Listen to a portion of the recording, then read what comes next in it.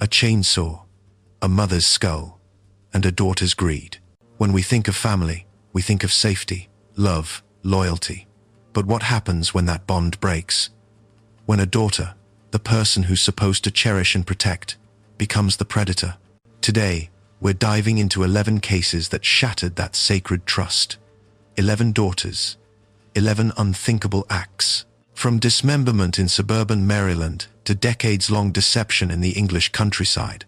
These aren't just stories of murder, they're stories of betrayal at its darkest. Some killed for money, others for freedom. A few claimed insanity, but all of them crossed a line most of us can't even imagine. Before we begin, drop a comment and let me know where you're watching from and what time it is there. Let's build this community together. Now, let's get into it. Case 1. Candace Craig, May 2023, Prince George's County, Maryland. 71-year-old Margaret Craig had spent decades working as a government employee, building a modest retirement through her pension and Social Security benefits. She lived quietly in her home in Landover, Maryland, with her daughter, 46-year-old Candace Craig, and her granddaughter, Salia Hardy. On the surface, it looked like a multi-generational household held together by family ties. But behind closed doors, Candace had been systematically draining her mother's accounts for months. When Margaret finally discovered the theft, she confronted her daughter. It should have been a moment for accountability, maybe reconciliation. Instead, it became the last conversation Margaret would ever have. Candace didn't just kill her mother. She bludgeoned her to death, then made a decision that would shock even seasoned investigators. She retrieved a chainsaw from the garage, dismembered Margaret's body in the basement, and attempted to burn the remains in the backyard. The smell of burning flesh drew no immediate suspicion from neighbors who assumed it was just another barbecue. But the crime wouldn't stay hidden for long. Days turned into weeks. Margaret's relatives grew concerned. Phone calls went unanswered. Text messages sat on read. Margaret, who had always been reliable and communicative, had seemingly vanished. Finally, worried family members contacted authorities and requested a wellness check. On May 23, 2023, officers from the Prince George's County Police Department arrived at the home on Jost Street. Candace answered the door, calm and collected. She told officers her mother was out of town, visiting family, but something didn't sit right. The officers pressed further, and Candace's story began to crack. When they asked to search the home, she hesitated. That hesitation was all they needed. What investigators found in the basement was a scene straight out of a nightmare. Blood spatter covered the walls. Fragments of bone and tissue were scattered across the floor. In the backyard, a burn pit contained charred human remains. Forensic teams would later confirm through dental records and DNA that the remains belonged to Margaret Craig. But the physical evidence was only part of the story. Detectives uncovered a months-long scheme of financial exploitation. Bank records showed that Candace had been forging her mother's signature, redirecting Social Security checks, and draining Margaret's pension accounts. In total, she had stolen tens of thousands of dollars. Audio recordings even captured Candace impersonating her mother on phone calls to financial institutions, authorizing wire transfers and account changes. The motive was clear: greed. And when Margaret threatened to expose her, Candace eliminated the only witness. Candace was arrested and charged with first-degree murder. Her trial began in November 2024 and lasted several weeks. The prosecution, led by Assistant State's Attorney Shauna Coleman, painted a picture of cold-blooded premeditation. They presented the financial records, the forensic evidence, the chainsaw, and the audio recordings. The defense argued that Candace had suffered years of emotional abuse at the hands of her mother, but the evidence was overwhelming. The jury deliberated for less than a day. On November 15, 2024, they returned a verdict: guilty of first-degree murder. On February 19, 2025, Candace Craig was sentenced to life in prison without the possibility of parole. Judge Danica Cotton described the crime as one of the most disturbing cases she had encountered in her career, noting the combination of financial exploitation, violence, and the desecration of Margaret's remains. But Candace wasn't the only one involved. Her daughter, Celia Hardy, had been living in the home during the murder and its aftermath. Prosecutors alleged that Celia had helped her mother cover up the crime, disposing of evidence and lying to investigators. She was charged as an accessory after the fact. However, Celia's legal team negotiated a plea deal. In exchange for her testimony against her mother, Celia pleaded guilty to a lesser charge and was sentenced to probation after time served. She was released in early 2025, though the weight of what she witnessed and what she helped conceal will follow her for the rest of her life. Margaret Craig's family expressed relief at the verdict, but no sentence could bring her back. A woman who had worked her entire life, who had provided for her family, was murdered by the daughter she had raised. Her final moments were filled not with love, but with betrayal and violence. But financial motives aren't the only triggers. Now, let's move on to Case 2. Case 2. Heather Barbera. Ventnor, New Jersey, 2018. Michelle Gordon was a devoted mother who had spent years trying to guide her daughter through life's challenges. At 47 years old, Heather Barbera still lived at home with her mother in their quiet Ventnor neighborhood, just minutes from the Atlantic City coastline. Michelle had always been supportive, maybe too supportive. She paid the bills, covered expenses, and gave Heather the kind of safety net most adults her age no longer had. But beneath that support was tension. Tension that had been building for years. Heather had been dating a man her mother disapproved of. Michelle saw the red flags: instability, bad decisions, a lifestyle that seemed to drag her daughter further away from any real future. She voiced her concerns constantly. Move on. Find someone better. Stop wasting your life. To Michelle, it was tough love. To Heather, it was suffocating control. By the summer of 2018, the arguments had escalated. Heather felt trapped between the man she wanted to be with and the mother who refused to accept him. Michelle felt like she was watching her daughter destroy herself. The house that had once been a refuge became a pressure cooker. And on one night in July, that pressure exploded. It started as another argument. Words were exchanged, voices raised, but this time, something snapped. Heather grabbed a knife from the kitchen and attacked her mother. She didn't stab her once or twice in a moment of blind rage. She stabbed Michelle Gordon repeatedly, over and over, until her mother collapsed in a pool of blood on the living room floor. When it was over, Heather stood there, covered in her mother's blood, faced with the horrifying reality of what she had just done. But instead of calling 911, instead of confessing, Heather made a choice that would seal her fate. She decided to run.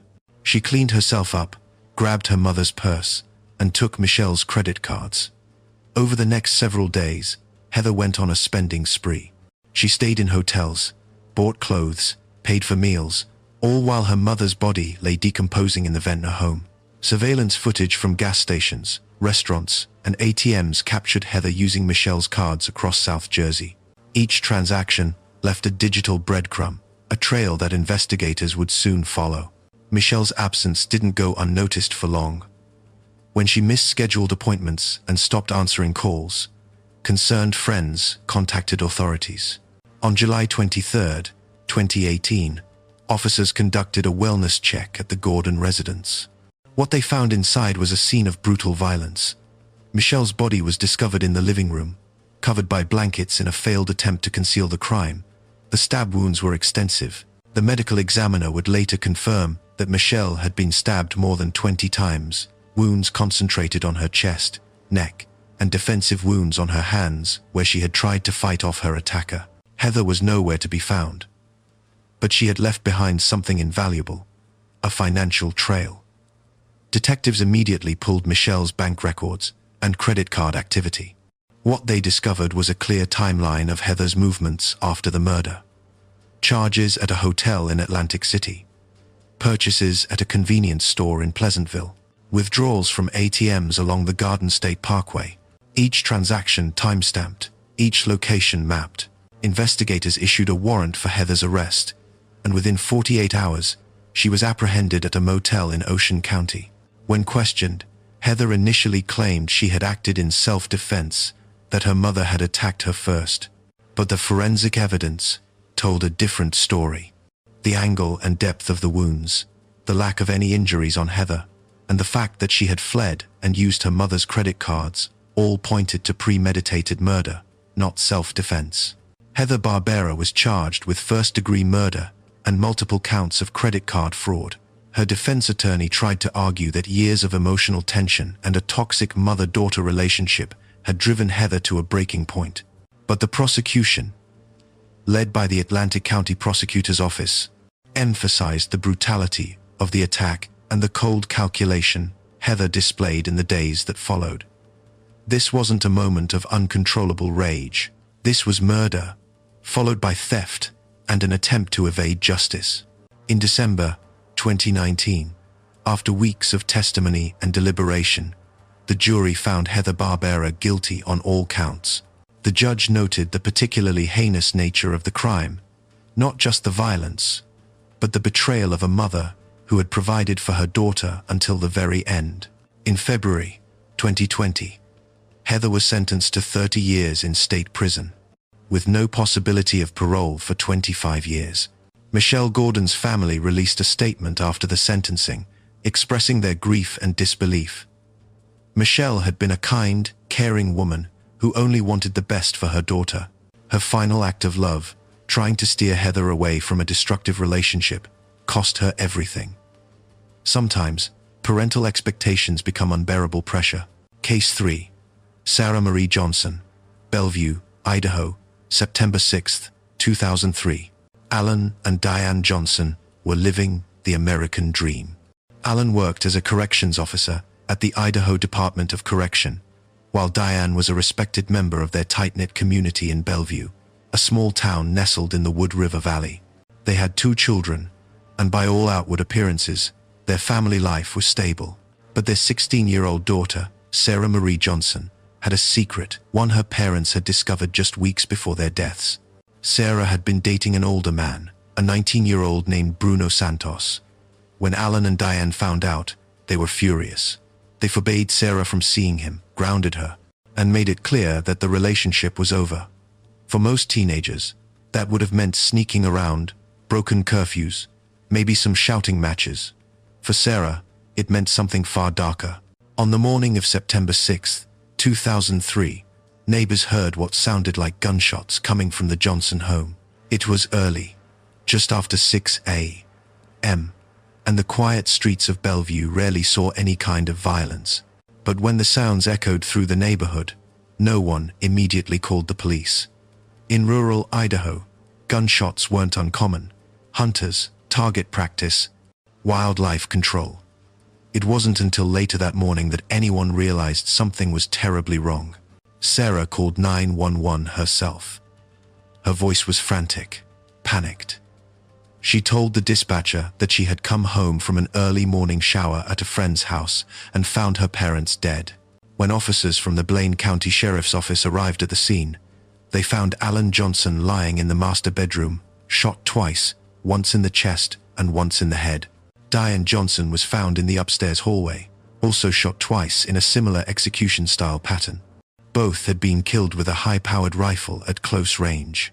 The crime scene was brutal, methodical.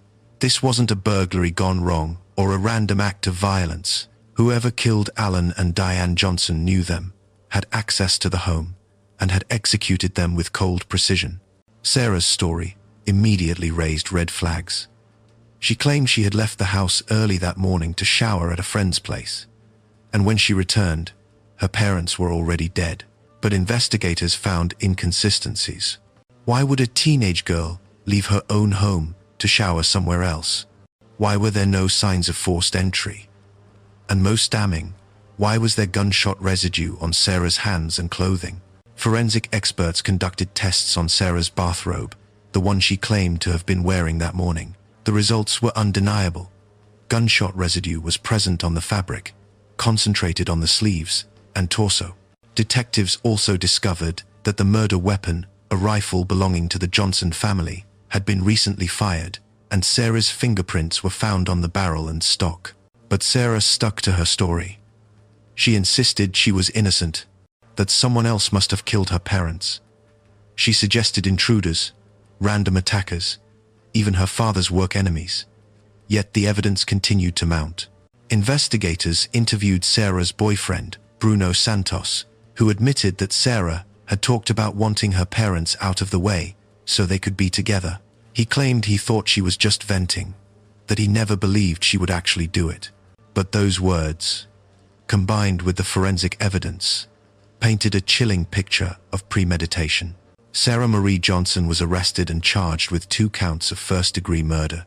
Her trial began in March 2005 and quickly became a media sensation.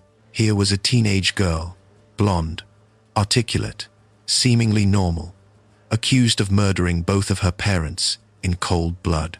The prosecution argued that Sarah had carefully planned the murders, waiting until the early morning hours when her younger brother was out of the house, retrieving the family rifle, and shooting her parents execution style while they were vulnerable.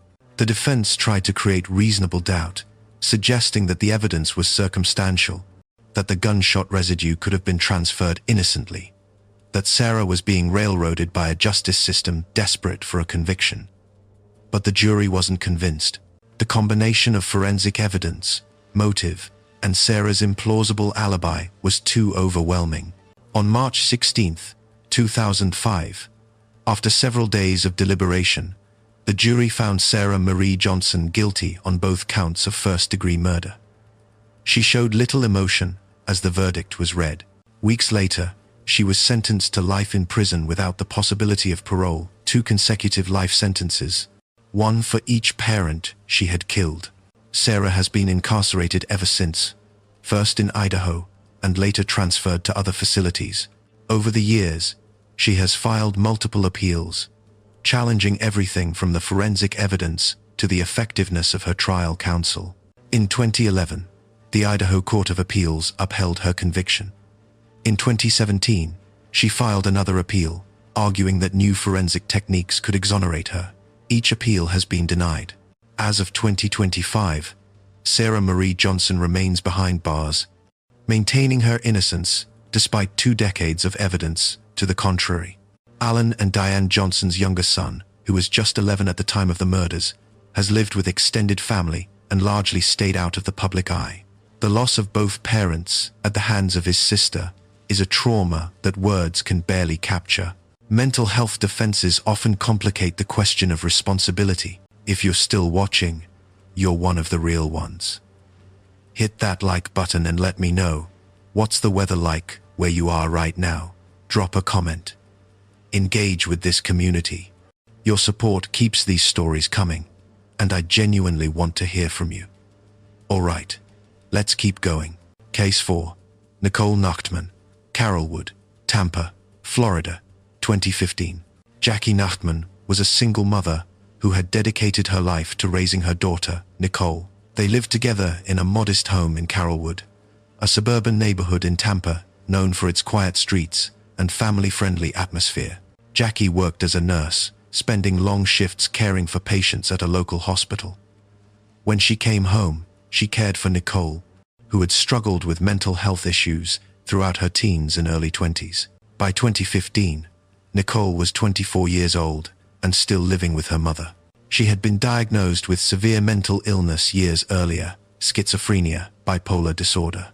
The exact diagnosis had shifted over time as doctors tried to pinpoint what was happening in her mind. Jackie had done everything she could. She made sure Nicole took her medication, attended therapy appointments, stayed connected to her treatment team.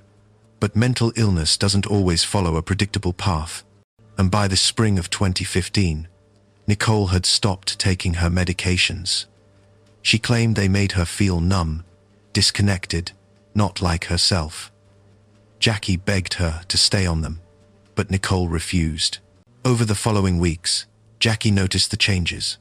Nicole became paranoid, withdrawn. She started talking about voices, about people watching her, about conspiracies that made no sense. Jackie tried to get her back into treatment, but Nicole was an adult, and unless she posed an immediate danger to herself or others, there was little Jackie could legally do. So she watched, worried, and hoped that Nicole would come back to reality before something terrible happened. On May 9, 2015, something terrible did happen. It was a Saturday morning.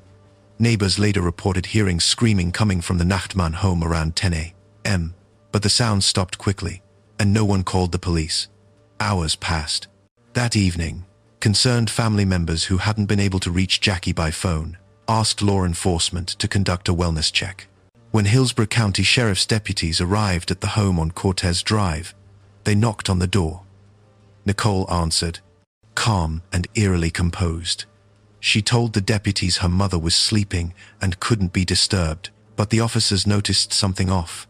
Bloodstains on Nicole's clothing, a strange smell coming from inside the house. They asked to enter, and Nicole didn't resist. What they found inside was a scene of unspeakable violence. Jackie Nachtmann was dead in her bedroom, lying in a massive pool of blood. She'd been stabbed more than 30 times, wounds to her chest, neck, back, and face. The attack had been frenzied, relentless. A kitchen knife lay nearby, still covered in blood. The medical examiner would later testify that Jackie had likely died within minutes, but those minutes had been filled with unimaginable terror and pain. Nicole was arrested on the spot and charged with first-degree murder. During her initial interrogation, she gave a chilling statement. She claimed her mother had been replaced by an imposter, that the woman living in their home wasn't really Jackie Nachtmann but some kind of entity sent to harm her. She said the voices had told her she needed to eliminate the threat before it was too late. In Nicole's fractured mind, she hadn't killed her mother. She had killed a stranger who had stolen her mother's identity. The case immediately became a battleground over mental illness and criminal responsibility. Nicole's defense team argued that she was legally insane at the time of the killing, that she had no understanding of right and wrong due to her untreated schizophrenia. They brought in psychiatrists who testified that Nicole had been experiencing a severe psychotic break, that she genuinely believed she was in danger and had acted out of delusion rather than malice. The prosecution didn't deny that Nicole was mentally ill, but they argued that mental illness alone doesn't equal legal insanity. They pointed to the fact that Nicole had tried to clean up after the murder, that she had hidden the knife, that she had lied to the deputies when they first arrived. Those actions, they argued, showed a consciousness of guilt, an awareness that what she had done was wrong. The trial stretched over several years, delayed by psychiatric evaluations and competency hearings. Nicole was held in a forensic mental health facility while doctors assessed whether she was even fit to stand trial. Eventually, in 2019, the case finally went before a jury. The defense presented expert testimony about Nicole's long history of mental illness, her delusional beliefs, and the fact that she had been off her medication at the time of the murder. The prosecution countered with their own experts, who acknowledged Nicole's illness but maintained that she had retained enough cognitive function to understand the nature of her actions. After days of deliberation, the jury returned a verdict, guilty but mentally ill. It was a compromise, acknowledging both Nicole's severe mental illness and her responsibility for her mother's death. The verdict meant Nicole would be sentenced to prison, not a psychiatric hospital, but that she would receive ongoing mental health treatment while incarcerated. In June 2019, Nicole Nachtmann was sentenced to life in prison. The judge noted the tragedy of the case. A mother who had tried everything to help her daughter, and a daughter whose illness had turned her into a killer. Nicole was remanded to the Florida Department of Corrections, where she remains today, receiving antipsychotic medication and psychiatric care. Jackie Nachtmann's family released a statement after the sentencing, expressing their heartbreak over the loss of a woman who had dedicated her life to caring for others, both as a nurse and as a mother. They also acknowledged the failure of the mental health system, the gaps that left Nicole untreated and Jackie unprotected. Insanity defenses rarely succeed, but sometimes delusion turns deadly. Case 5. Sidney Powell, Akron, Ohio, April 14, 2020. Brenda Powell was a devoted mother of 3 who lived in a quiet neighborhood on the west side of Akron. She worked hard to provide for her family, and by all accounts, she was a loving, supportive parent. Her twin children, Sidney and Sean Powell, were 23 years old in the spring of 2020. Sean had special needs and required constant care, something Brenda had managed with grace and patience for over 2 decades. Sydney, his twin sister, had always been close to her brother, but as they grew older, the dynamics in the household began to shift.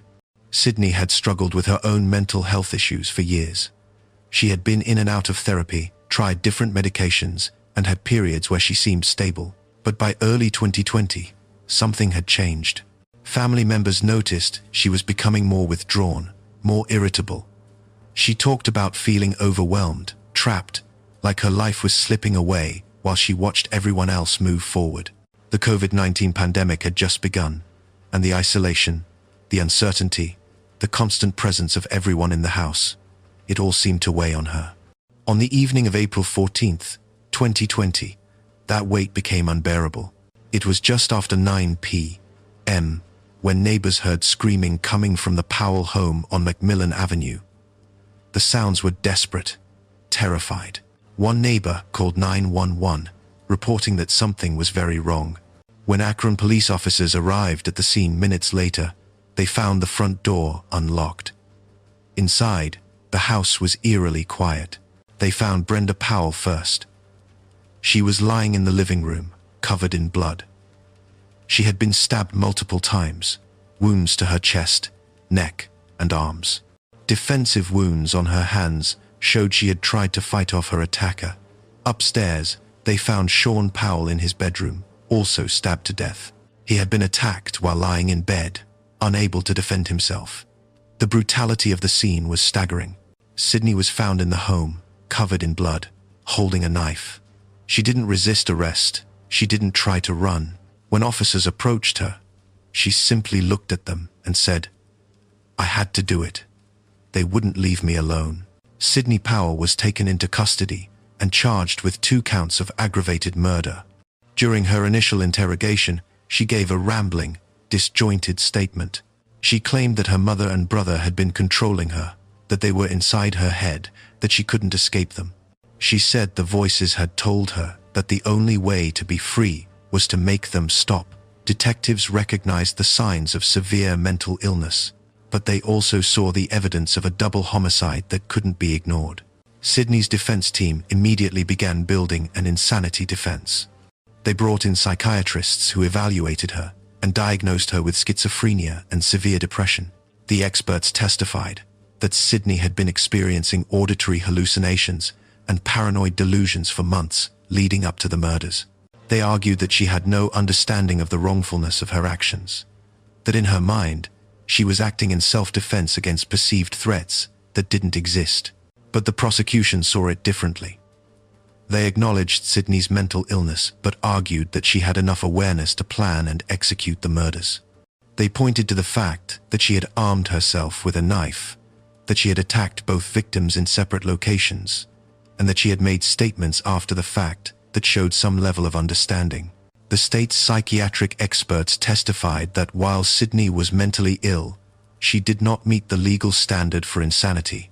The trial took place in 2021, and it was emotionally charged from start to finish.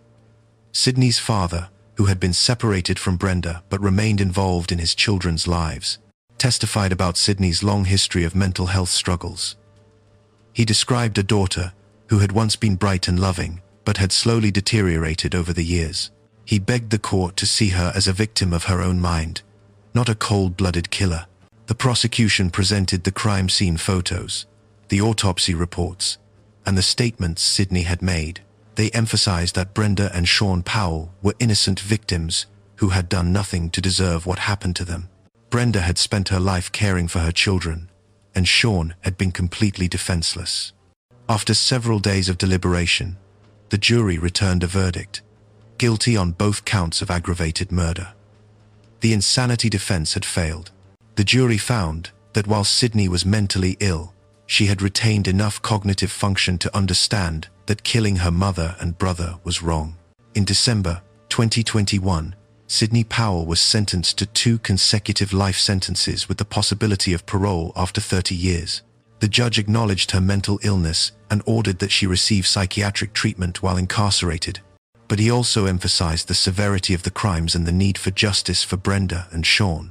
Sydney's legal team has filed appeals, arguing that the jury was not properly instructed on the insanity defense and that new psychiatric evidence should be considered. As of 2025, those appeals are still pending, and Sydney remains in the Ohio Reformatory for Women, where she receives ongoing mental health treatment.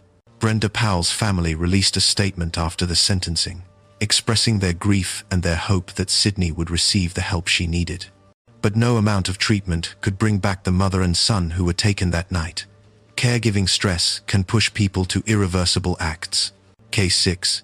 Rachel Zamaripa. Bexar County, Texas, 2024 to 2025. Rosa Zamaripa was 78 years old and had spent the last decade of her life battling chronic health conditions that left her increasingly dependent on others. She lived with her daughter, Rachel Zamaripa, in a modest home on the outskirts of San Antonio. Rachel, 52 years old, had become her mother's primary caregiver, a role that consumed every aspect of her life. Caregiving is exhausting. It's a reality that millions of Americans face every day, and for many, it's a labor of love. But for Rachel, it had become something else entirely. She had given up her job years earlier to care for her mother full-time. Her social life had disappeared. Her finances were strained. Every day was the same routine: medications, doctor's appointments, bathing, feeding, cleaning. Rosa's dementia had progressed to the point where she no longer recognized her daughter most days, and the woman Rachel had once known was slipping further and further away. By early 2024, Rachel was at a breaking point. She had no support system, no respite care, no one to share the burden. Family members who lived nearby rarely visited, and when they did, they offered sympathy, but no real help. Rachel felt trapped, suffocated by the weight of responsibility that no one else seemed willing to carry. On the night of March 12, 2024, that burden became too much. Neighbors later told investigators that they hadn't heard anything unusual that night.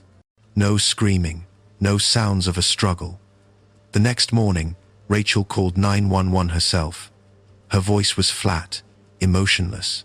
She told the dispatcher that her mother was dead, that she had helped her go, that it was the only way to end the suffering. When Bexar County Sheriff's deputies arrived at the home, they found Rosa Zamaripa in her bed, covered with a blanket. She appeared peaceful, as if she had simply passed away in her sleep. But the autopsy would tell a different story. Rosa had been smothered to death, likely with a pillow. Petechial hemorrhaging in her eyes and bruising around her nose and mouth confirmed that she had struggled, that her final moments had been filled with panic and the desperate need for air. Rachel was arrested and charged with murder. During her interrogation, she didn't deny what she had done. She told detectives that she loved her mother, that she had cared for her for years, but that she couldn't do it anymore. She said Rosa's quality of life had deteriorated to the point where she was suffering, that keeping her alive felt cruel. She claimed she had acted out of mercy, that she had ended her mother's pain. But investigators found evidence that complicated that narrative. Financial records showed that Rachel had been struggling with debt, that the cost of her mother's care had drained her savings. There were unpaid medical bills, overdue credit card statements, notices of foreclosure on the home. Friends and acquaintances told detectives that Rachel had talked about feeling trapped, that she had mentioned wanting her life back, wanting to be free of the responsibility. The question became, was this mercy, or was this murder driven by desperation and financial strain? The case drew attention from advocacy groups on both sides. Some argued that Rachel was a victim of a broken caregiving system, that she had been abandoned by a society that expects families to shoulder impossible burdens without adequate support. Others argued that no matter how difficult the circumstances, taking another person's life, especially a vulnerable, elderly woman, could never be justified. Rachel's defense attorney pushed for a plea deal, arguing that a trial would only further traumatize a woman who had already suffered immensely. The prosecution, led by the Bexar County District Attorney's Office, was willing to negotiate. They recognized that this wasn't a case of cold-blooded murder, But they also couldn't ignore the fact that Rosa Zamaripa had been killed by the person she trusted most. In November 2024, Rachel Zamaripa accepted a plea deal. She pleaded guilty to voluntary manslaughter in exchange for a reduced sentence. In January 2025, she was sentenced to 15 years in state prison, with the possibility of parole after serving half of her sentence. The judge acknowledged the complexity of the case, the years of caregiving, and the lack of support Rachel had received. But he also emphasized that Rosa had been a human being who deserved to live out her final years in safety, not to be killed by her own daughter. Rachel was remanded to the Texas Department of Criminal Justice, where she is currently serving her sentence. Family members have remained divided.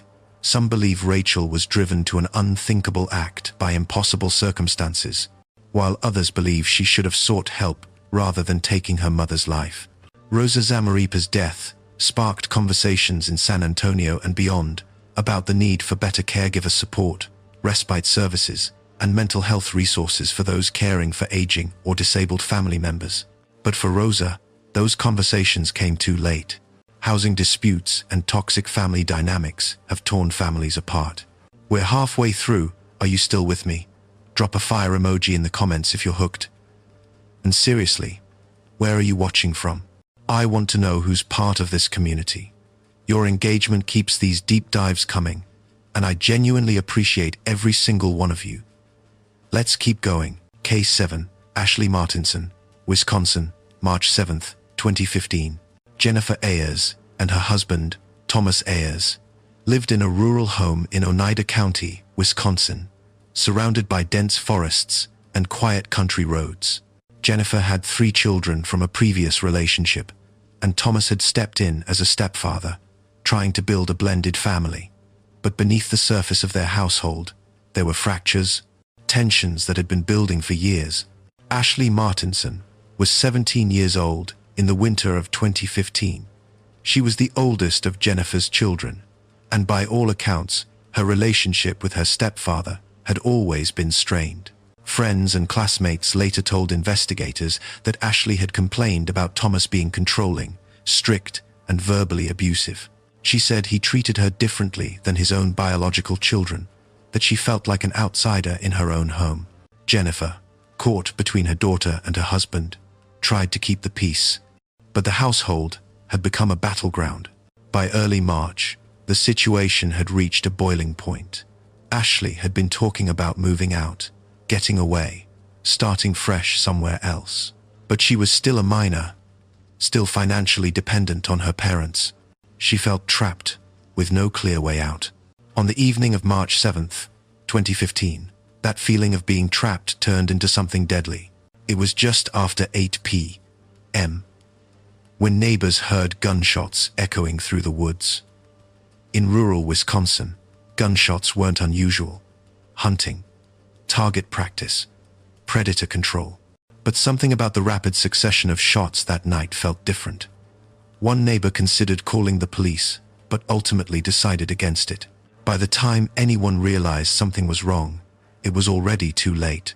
The next morning, when Jennifer and Thomas failed to show up for work and didn't answer their phones, concerned co-workers contacted the Oneida County Sheriff's Office. Deputies were dispatched to the Ayers home on Squaw Lake Road for a wellness check. When they arrived, they found the front door unlocked. Inside, the scene was one of calculated violence. Thomas Ayers was found in the living room, shot multiple times. He had been hit in the chest and head, killed almost instantly. Jennifer Ayers was discovered in the kitchen, also shot multiple times. The medical examiner would later confirm that both victims had been shot with a rifle at close range, execution style. There were no signs of a struggle, no indication that either had tried to fight back. It appeared they had been caught off guard, ambushed in their own home. Ashley Martinson was missing. So was the family's rifle. Investigators immediately issued a statewide alert, and within hours, Ashley was located at a friend's house in a neighboring county. She was taken into custody without incident. When questioned, she initially claimed she had been at a friend's house the entire night, that she had no idea what had happened to her parents. But the evidence told a different story. Forensic analysis of the crime scene revealed gunshot residue on clothing found in Ashley's bedroom. Ballistics confirmed that the murder weapon was the family's own rifle, which was recovered from a wooded area near the friend's house where Ashley had been hiding. Text messages on Ashley's phone showed that she had been planning to leave home, that she had talked about wanting her stepfather gone, and that she had researched how to cover up a crime. But Ashley's defense team argued that there was more to the story. They presented evidence of years of alleged abuse within the household, verbal, emotional, and possibly physical. They brought in witnesses who testified that Thomas had been controlling and aggressive, that Ashley had lived in fear. They argued that Ashley had acted out of desperation, that she had seen no other way to escape the toxic environment. The prosecution countered that even if the household had been difficult, even if there had been conflict, that didn't justify murder. They pointed to the fact that Ashley had shot both her stepfather and her mother, that she had planned the attack, and that she had tried to cover it up by fleeing and lying to investigators. This wasn't self-defense. This was premeditated murder. As the case moved through the legal system, Ashley's attorneys negotiated with prosecutors. They argued that taking the case to trial would be traumatic for Ashley's younger siblings, who had already lost both parents. They also emphasized Ashley's age. She was a minor at the time of the killings, and her lack of prior criminal history. In August 2016, Ashley Martinson accepted a plea deal. She pleaded guilty to 2 counts of second-degree intentional homicide in exchange for the prosecution dropping the first-degree murder charges. In October 2016, she was sentenced to 23 years in state prison for each count, to be served concurrently. With good behavior, she would be eligible for parole after serving roughly 15 years. The judge acknowledged the complexity of the case during sentencing. He noted the allegations of abuse and the difficult environment Ashley had grown up in. But he also emphasized that Jennifer and Thomas Ayers had been killed in their own home, that they had been given no chance to defend themselves, and that their younger children had been left without parents. Ashley Martinson is currently incarcerated in the Wisconsin Department of Corrections. Her earliest possible release date is in the late 2020s. Jennifer's younger children were placed with relatives and have largely stayed out of the public eye, left to process the trauma of losing both parents and knowing their sister was responsible. The case sparked debates about domestic abuse, the limits of self-defense claims, and the failures of systems meant to protect children in dangerous households. But for the Ayers family, those debates offered no comfort. Inheritance and financial greed turn loved ones into targets. Case 8. Christina Ann Adams. Ocala, Florida. September 2022. Darrell and Cynthia Adams had been married for over 30 years and lived in a quiet neighborhood in Ocala, a city in central Florida known for its horse farms and tight-knit communities. Darrell was a retired veteran who had served his country with honor, and Cynthia worked part-time at a local library. They had raised their daughter, Christina Ann Adams, in what they believed was a loving, supportive home. But by the time Christina reached her mid-30s, the relationship between parents and daughter had become strained. Christina had struggled to find stability in her adult life. She had moved in and out of her parents' home multiple times over the years, unable to hold down a steady job or maintain her own place. Darrell and Cynthia had always welcomed her back, offering financial support and a roof over her head. But by 2022, their patience was wearing thin. They had begun setting boundaries, telling Christina she needed to find work, contribute to household expenses, and start planning for her future. Christina resented the pressure. She felt judged, controlled, like her parents were trying to push her out.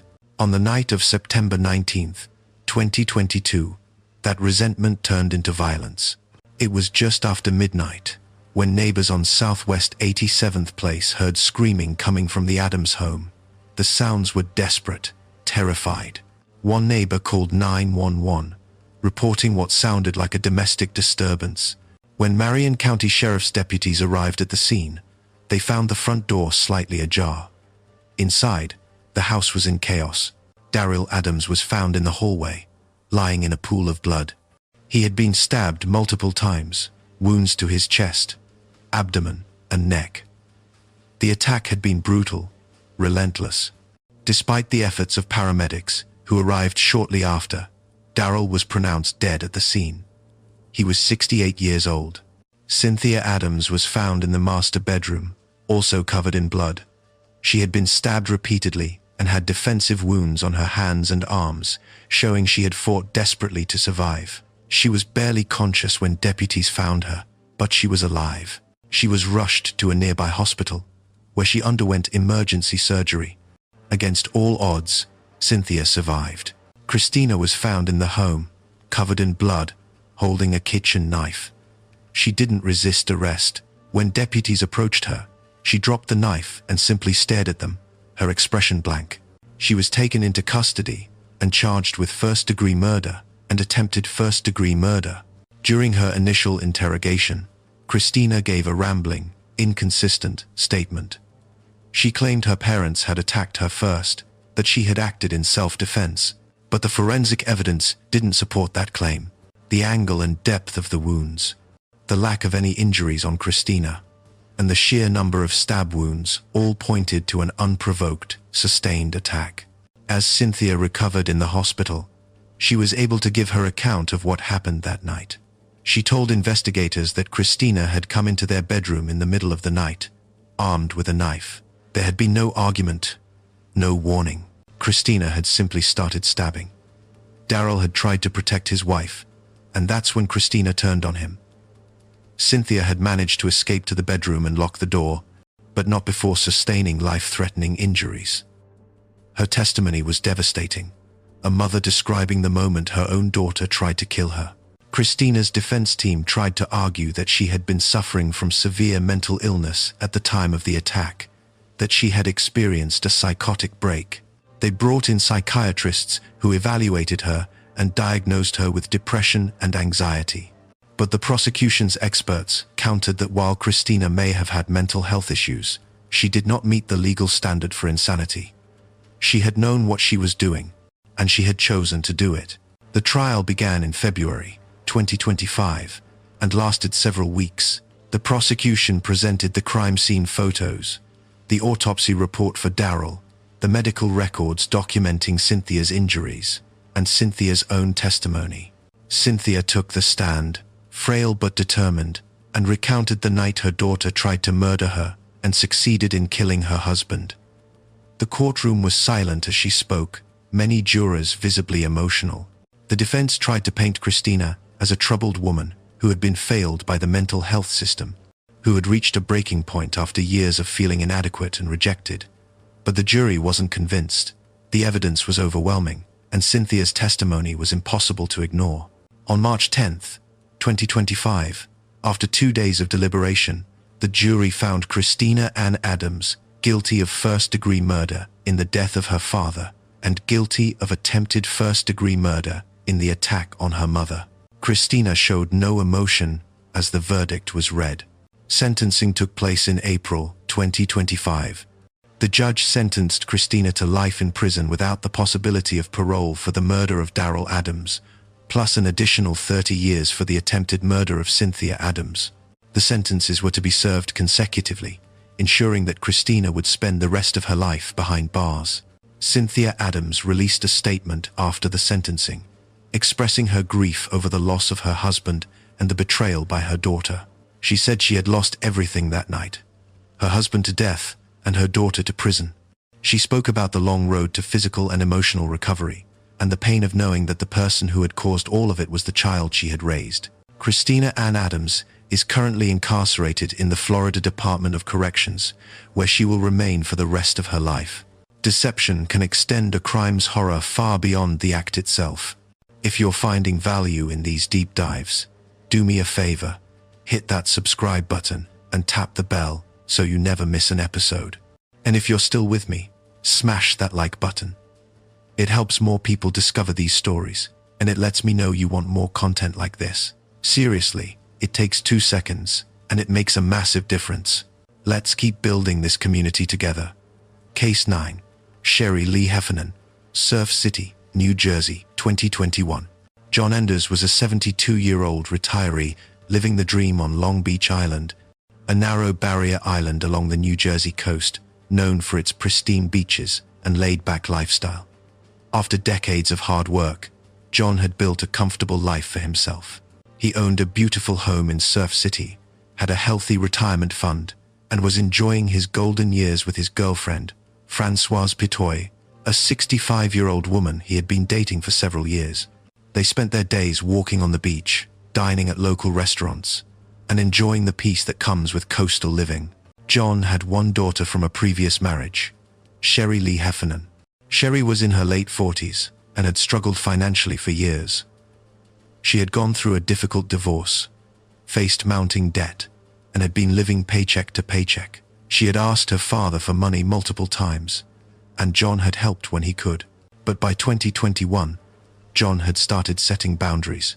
He told Sherry he couldn't keep bailing her out, that she needed to get her finances in order.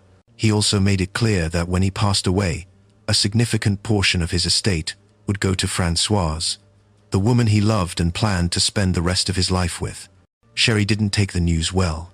She felt entitled to her father's money, believed that Françoise was manipulating him, and resented the idea of sharing any inheritance. Over the following months, the relationship between Sherry and her father deteriorated.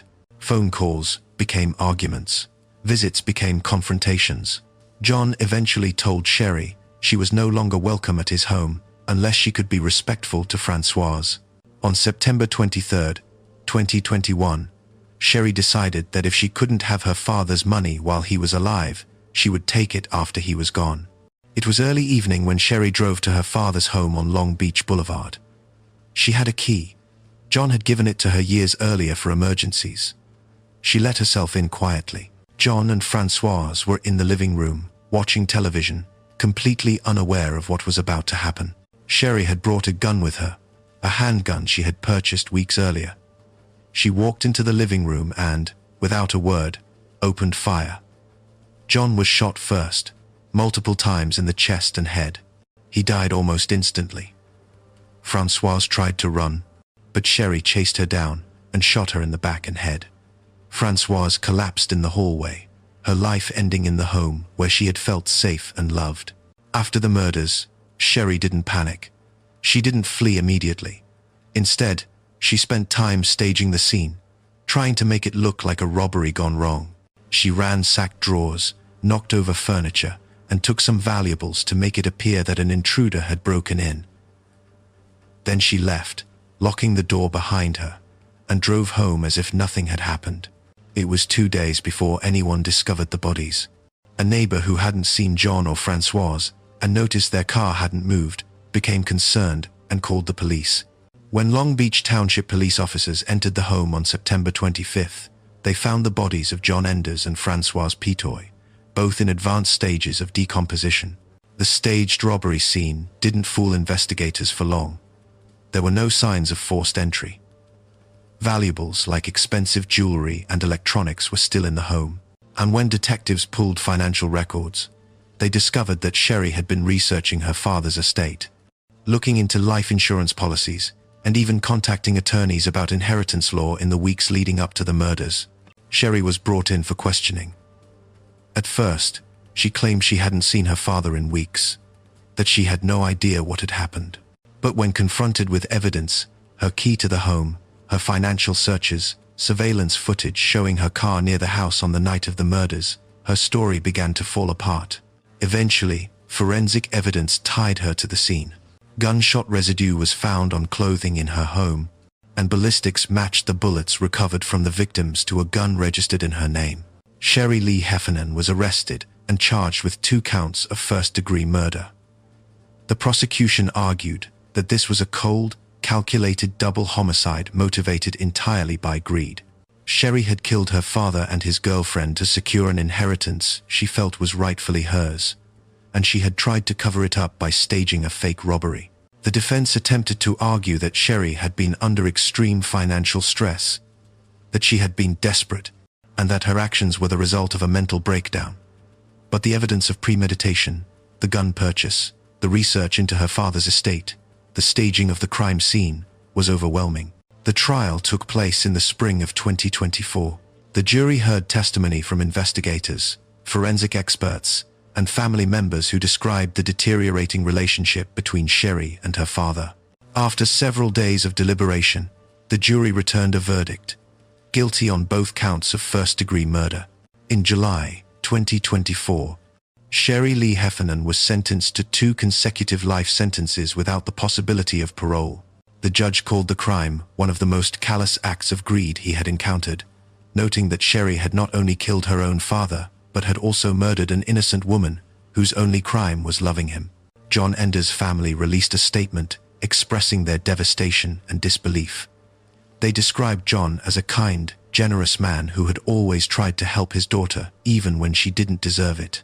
Françoise's family, many of whom still lived in France, traveled to New Jersey for the trial and sentencing, seeking justice for a woman who had been taken from them in such a senseless, brutal way. Sherry Lee Heffernan is currently incarcerated in the Edna Mahan Correctional Facility for Women in New Jersey, where she will remain for the rest of her life. Severe mental illness can lead to diminished responsibility rulings overseas. Before we move on, if you've made it this far, you're truly invested in these stories. Hit that subscribe button and turn on notifications so you never miss an upload. And if this content is adding value to your day, smash that like button. It genuinely helps the channel grow and allows me to keep bringing you these in-depth breakdowns. Your support means everything. Alright, let's continue. Case 10. Jessica Camilleri, Sydney, Australia, 2019.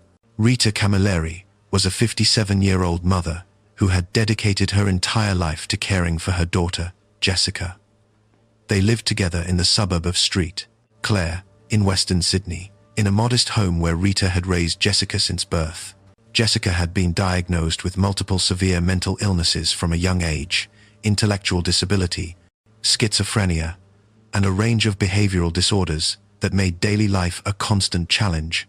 Rita had been her primary caregiver for over 2 decades, managing Jessica's medications, attending countless medical appointments, and dealing with violent outbursts that had become increasingly frequent over the years. By 2019, Jessica was 25 years old, but her mental age was estimated to be much younger. She had an obsession with horror movies, particularly scenes involving violence and decapitation. She would watch the same films repeatedly, reenacting scenes and talking about them constantly. Rita had tried to limit her access to these movies, but Jessica would find ways to watch them anyway. Friends and family members had noticed Jessica's fixation and had expressed concern, but Rita always defended her daughter, insisting she could manage. But on the night of July 20th, 2019, Rita could no longer manage. It started as an argument. Jessica had been agitated all day, pacing around the house, muttering to herself. Rita had tried to calm her down, but nothing worked. By evening, Jessica's agitation had turned into rage. She began screaming at her mother, accusing her of things that made no sense: conspiracies, betrayals, threats that existed only in Jessica's fractured mind. Then Jessica attacked. She grabbed a knife from the kitchen and began stabbing her mother. Rita tried to defend herself, tried to run, but Jessica was relentless. She stabbed Rita over 100 times, wounds to her head, neck, chest, and back. But the stabbing wasn't the end of it. In a horrific act that mirrored the horror movies she had been obsessed with, Jessica decapitated her mother. She used multiple knives, sawing through Rita's neck until the head was completely severed from the body. After the murder, Jessica didn't try to hide what she had done. She called 911 herself. When the operator answered, Jessica calmly told them she had killed her mother, that she had cut off her head, and that she needed help. The operator, stunned by the confession, kept Jessica on the line while dispatching emergency services to the home. When New South Wales police officers arrived at the St. Clair residence, they found a scene of unimaginable horror. Rita's body was in the kitchen, surrounded by a massive pool of blood. Her severed head was found in a nearby room. Jessica was sitting outside the house, covered in blood, holding her mother's head in her lap. She looked up at the officers and said, "I killed my mum." Jessica Camilleri was arrested and charged with murder. During her interrogation, she gave a detailed, chilling account of what she had done. She described the stabbing, the decapitation, and the thoughts that had been running through her mind. She said she had been hearing voices, that they had told her she needed to stop her mother, that her mother was a threat. She also admitted that she had been thinking about scenes from horror movies, that she had wanted to see if it was really like that. The case immediately became a focal point for debates about mental illness and criminal responsibility. Jessica's defense team argued that she was legally insane at the time of the killing, that her severe schizophrenia and intellectual disability meant she had no understanding of the wrongfulness of her actions. They brought in psychiatric experts who testified that Jessica had been experiencing auditory hallucinations and delusions, that she had been living in a distorted reality where her mother was a threat that needed to be eliminated. The prosecution acknowledged Jessica's mental illness, but argued that she had retained enough cognitive function to understand that killing was wrong. They pointed to the fact that she had called 911 after the murder, that she had told the operator she knew she was in trouble, and that she had expressed some level of remorse. The trial took place in 2021 and was one of the most disturbing cases the New South Wales Supreme Court had seen in years. The jury heard testimony from psychiatrists, family members, and first responders who had been traumatized by the scene. After days of deliberation, the jury returned a verdict: guilty of manslaughter on the grounds of diminished responsibility. They found that while Jessica had killed her mother, her severe mental illness had substantially impaired her judgment and understanding. In February 2021, Jessica Camilleri was sentenced to 21 years and 7 months in prison, with a non-parole period of 16 years and 2 months. The judge acknowledged the horrific nature of the crime, but also recognized that Jessica's mental illness had played a significant role. He ordered that she receive ongoing psychiatric treatment while incarcerated. Jessica's legal team filed an appeal in 2023, arguing that the sentence was too harsh given the extent of her mental illness, and that she should have been found not guilty by reason of insanity. The appeal was heard by the New South Wales Court of Criminal Appeal, which ultimately upheld the original verdict and sentence. The court found that the trial judge had appropriately balanced Jessica's mental illness with the severity of the crime and the need to protect the community. Jessica Camilleri is currently incarcerated in a secure psychiatric facility within the New South Wales correctional system, where she receives treatment for her schizophrenia and other mental health conditions. She will be eligible for parole in the late 2030s. Rita Camilleri's family released a statement after the sentencing, expressing their heartbreak over the loss of a woman who had devoted her entire life to caring for a daughter who ultimately killed her.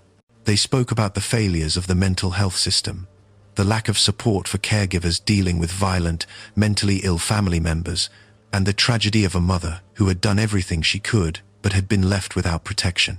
The case sparked widespread discussions in Australia about the treatment of severe mental illness, the responsibilities of caregivers, and the legal standards for criminal responsibility. But for Rita's family, those discussions came too late, and sometimes the deception lasts years beyond the crime. Case 11. Virginia McCullough, Essex, United Kingdom. John and Lois McCullough were a retired couple living in the quiet town of Great Baddow, a suburb of Chelmsford in Essex, England. John was in his 70s, a former businessman who had worked hard his entire life and was enjoying a peaceful retirement. Lois, also in her 70s, had been a devoted wife and mother. They lived in a modest home on Pump Hill, a residential street where neighbors knew each other by name and looked out for one another. The McCulloughs had one daughter, Virginia, who was in her 30s and still lived with them. Virginia had never quite found her footing in life. She had struggled to maintain employment, had no long-term relationships, and seemed content to live off her parents' generosity. John and Lois supported her financially, paid for her living expenses, and gave her a place to stay. But by the early 2010s, they had begun to express concerns. They wanted Virginia to become independent, to find work, to build a life of her own. Virginia resented the pressure. She felt entitled to their support, and the idea of losing access to their money terrified her. In June 2013, Virginia McCullough poisoned her father, John, with a lethal dose of prescription medication. When he collapsed and died, she told no one. Days later, she murdered her mother, Lois, by beating her with a hammer and then stabbing her to ensure she was dead. With both parents now dead, Virginia faced a choice: report the deaths and face the consequences, or hide the bodies and continue living as if nothing had happened. She chose deception. Virginia wrapped her father's body in a sleeping bag and concealed it in a makeshift tomb she built in one part of the house. She placed her mother's body in a wardrobe upstairs, sealing it to contain the smell. Then she began the cover-up that would last for over 4 years. Virginia told neighbors, friends, and family members that her parents were alive but unwell, that they were too sick to take visitors, that they preferred privacy. When people asked to speak to them, she made excuses. They were sleeping. They were at a doctor's appointment. They didn't want to be disturbed. She intercepted their mail, cancelled their social engagements, and gradually isolated them from the outside world. To anyone who asked, John and Lois McCullough were simply elderly, frail, and reclusive. But Virginia's deception went further. She continued to access her parents' bank accounts, pensions, and social security payments. She forged their signatures on documents, made withdrawals, and used their money to fund her own lifestyle. Over the course of 4 years, she stole tens of thousands of pounds, all while her parents' bodies decomposed in the home. The charade finally began to unravel in September 2017, when concerned family members who hadn't seen or spoken to John and Lois in years contacted Essex police. They explained that Virginia had been making excuses for years, that something didn't feel right, and that they feared the worst. Officers were dispatched to the home on Pump Hill for a welfare check. When police arrived, Virginia answered the door. She was calm, composed, and cooperative. She told officers that her parents were out, that they had gone on a trip, that they would be back soon, but the officers noticed inconsistencies in her story, and the smell inside the house was overwhelming, a sickly, unmistakable odor of decay.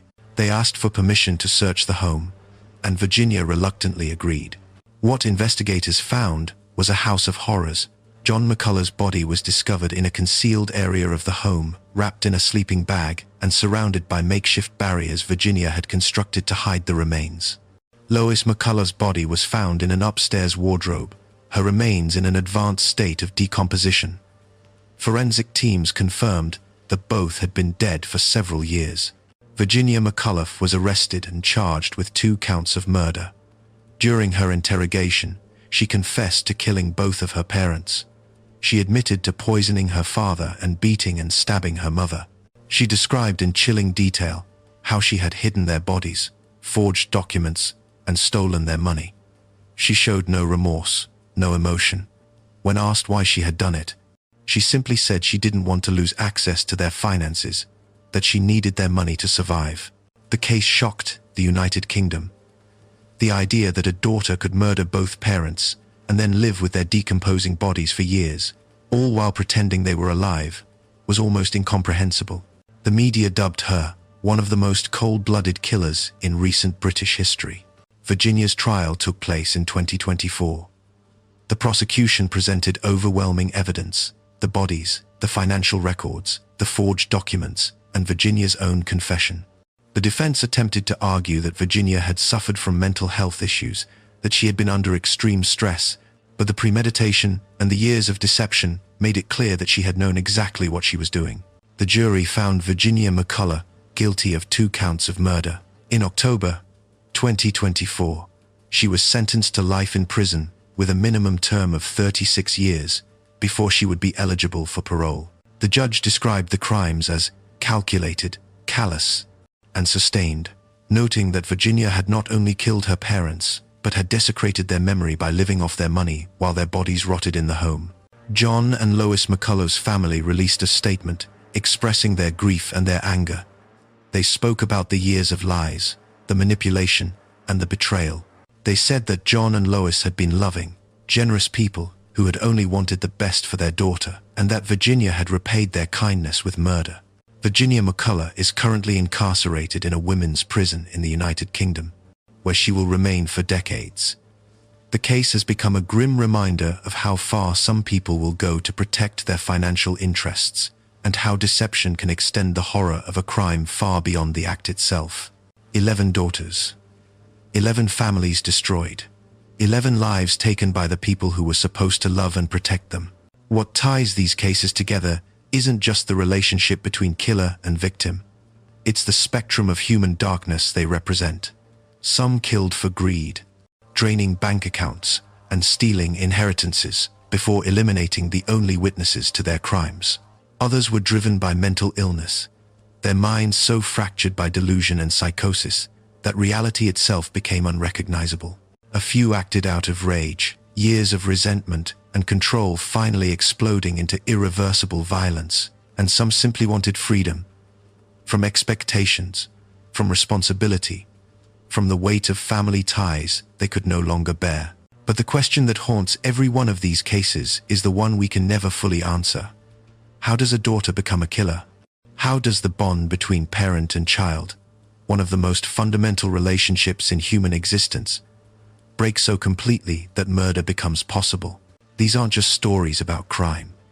They're stories about betrayal at its deepest level, about trust shattered in the most unthinkable way. That's all from our side today. If you made it this far, you're part of the Crimes Explained family. Subscribe, hit the bell, and let me know in the comments which case shocked you the most. Thanks for watching.